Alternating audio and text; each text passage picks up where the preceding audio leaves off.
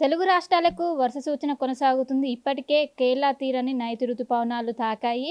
అదేవిధంగా తెలుగు రాష్ట్రాలకు ఎప్పుడు ప్రవేశించే అవకాశం ఉంది. దీని గురించి మనతో మాట్లాడడానికి ఐఎండీ సీనియర్ ఆఫీసర్ శ్రావణి గారు ఉన్నారు. వారితో మాట్లాడతా. మేడం, రానున్న రోజుల్లో వెదర్ ఏ విధంగా ఉండబోతుంది? వర్ష సూచన ఎంత మేర ఉండే అవకాశం ఉంది?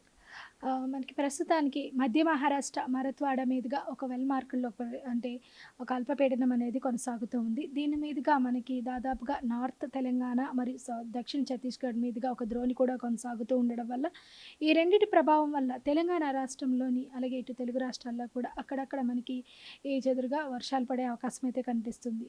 ముఖ్యంగా ఈ 2 రోజులు చూసుకున్నట్లయితే మనకి పశ్చిమ తెలంగాణ, ఉత్తర పశ్చిమ తెలంగాణ, దక్షిణ తెలంగాణ జిల్లాల్లో అక్కడక్కడ వర్షపాతం నమోదవుతుండగా 1, 2 చోట్ల భారీ వర్షపాతం కూడా నమోదయ్యే అవకాశం ఉంది. అలాగే మనకి 27వ తేదీన మనకి ఉత్తర మధ్య బంగాళాఖాతంలోని ఒక అల్పపీడనం ఏర్పడే అవకాశం ఉంది. ఈ అల్పపీడన ప్రభావం వల్ల మనకి ఉత్తర కోస్తా ఆంధ్రతో పాటుగా తెలంగాణలో కూడా ఈశాన్య తెలంగాణ జిల్లాల్లో అలాగే దక్షిణ తెలంగాణ జిల్లాల్లో కూడా అక్కడక్కడ భారీ వర్షపాతం నమోదయ్యే అవకాశం కనిపిస్తుంది. 27, 28, 29న కూడా ఈశాన్య తెలంగాణ జిల్లాల్లో అధిక వర్షపాతం నమోదయ్యే అవకాశం ఉంది. అలాగే అక్కడక్కడ మనకి భారీ వర్షపాతం కూడా నమోదయ్యే అవకాశం కనిపిస్తుంది. నైరుతి రుతుపవనాలు ఎప్పుడు తెలుగు రాష్ట్రాలని తాకే అవకాశం ఉంది?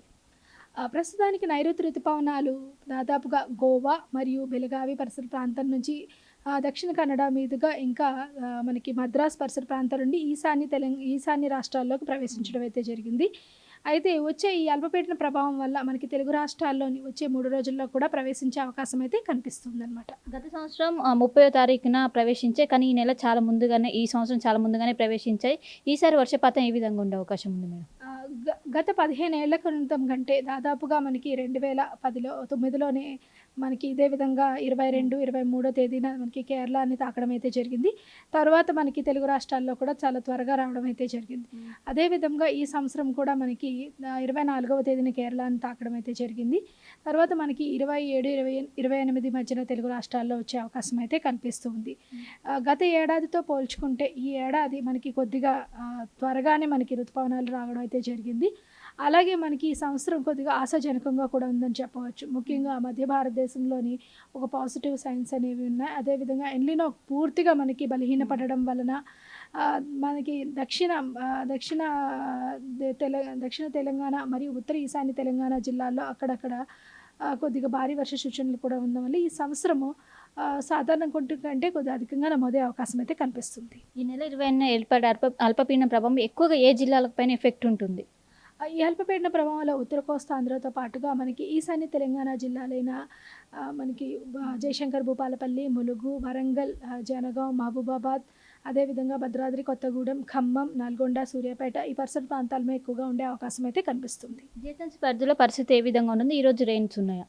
జీహెచ్ఎంసీలో చూసుకున్నట్లయితే మనకి పగలంతా కొద్దిగా మేఘావృతమైన వాతావరణం ఉంటూనే ఈదురుగాలులతో కూడిన వర్షపాతం నమోదయ్యే అవకాశం ఉంది. సాయంత్రం నుంచి కొద్దిగా చిరుజల్లులు కురిసే అవకాశం ఉంది. అక్కడక్కడ కొద్దిగా గస్టీ విండ్స్ అంటే స్ట్రాంగ్ విండ్స్ గంటకి 30 నుంచి 40 కిలోమీటర్ల వేగంతో కూడా వీచే అవకాశం అయితే కనిపిస్తుంది. ఇప్పుడు వర్షాకాలాన్ని ఎప్పటి నుంచి పరిగణించవచ్చు? ప్రస్తుతం ఉష్ణోగ్రతలు ఏ విధంగా ఉన్నాయి? దాదాపుగా మనకి ఒక 2-3 రోజుల్లోని ఈ నైరుతి ఋతుపవనాలు దాదాపుగా చేరుకోవడం జరుగుతుంది. రాష్ట్రం మొత్తం విస్తరించడానికి మరొక 2 రోజులు పట్టే అవకాశం ఉంది. అంటే నెలాఖరికల్లా దాదాపుగా మనకి రాష్ట్రం మొత్తం మీదుగా ఉష్ణోగ్రతలు పూర్తి స్థాయిలో తగ్గి వర్షాకాలం కింద భావించడం జరుగుతుంది. ప్రస్తుతానికి చూసుకున్నట్లయితే ఉష్ణోగ్రతలు 37 డిగ్రీల మేర అధికంగా నమోదవుతూ వస్తున్నాయి. అలాగే రాత్రిపూట ఉష్ణోగ్రతలు కూడా మనకి 26 నుంచి నమోదవుతూ వస్తున్నాయి. మరొక వారం రోజుల్లో పూర్తిగా వర్షాకాలంలో అడుగుపెట్టిందని చెప్పవచ్చు అన్నమాట. కంటిన్యూగా రెయిన్స్ ఉన్నాయి కదా, ఎలాంటి అలర్ట్స్ ఇస్తున్నారు ఇటు? ప్రస్తుతానికి కంటిన్యూస్గా 5 రోజులు కూడా మనకి వర్షపాత సూచన ఉన్నందున ఎల్లో అలర్ట్ అయితే జారీ చేయడం జరుగుతుంది. అలాగే గస్టీ విండ్ అంటే ఈదురుగాలులతో కూడా ఉండడం వల్ల ఆయా జిల్లాలకి కంటిన్యూస్గా అలర్ట్స్ అనేవి చేయడం జరుగుతుంది. సో మొత్తం మీద ఇప్పటికే ఒకవైపు ఈ నెల 20న అల్పపీడనం ఏర్పడే అవకాశం ఉంది. మరి 3 నుంచి 4 రోజుల్లో నైరుతి ఋతుపవనాలు తెలుగు రాష్ట్రాలను తాకే అవకాశం ఉంది. దీంతో విస్తారంగా వర్షాలు పడే అవకాశం ఉంది. ఎట్ ది సేమ్ టైం ఒక అల్పపీడన ప్రభావంతో అత్యంత భారీ వర్షాలు పడేందుకు అవకాశం ఉన్నట్లు కూడా ఒకవైపు వాతావరణ శాఖ అధికారులు అంచనా వేస్తున్నారు. గతేడాదితో పోల్చుకుంటే ఈ ఏడాది సమృద్ధిగా వర్షాలు పడే అవకాశం ఉన్నట్లు కూడా చెప్తున్నారు. సో మొత్తం మీద వచ్చే 5 రోజుల పాటు కూడా ఇటు రాష్ట్ర వ్యాప్తంగా భారీ వర్షాలకు ఆస్కారం ఉందంటూ కూడా వర్షాలతో పాటు ఈదురుగాలు కూడా పడే అవకాశం ఉన్నట్లు ఒకవైపు వాతావరణ శాఖ అధికారులు అయితే చెప్తున్నారు. కెమెరా పర్సన్ గజబ్తో కలిసి శిల్ప RTV, హైదరాబాద్.